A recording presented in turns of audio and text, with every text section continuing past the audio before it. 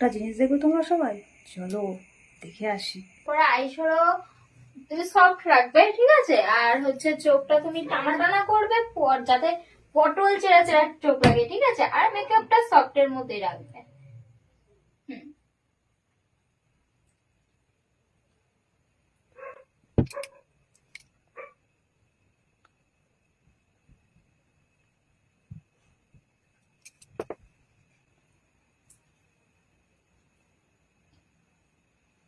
আচ্ছা, আর কতক্ষণ লাগবে? আর 1 ঘন্টার মধ্যে হয়ে যাবে। আচ্ছা, তোমার মেকআপটা না খুব সুন্দর লাগে আমার, জানো? ওই জন্যই এসেছি তোমার কাছে।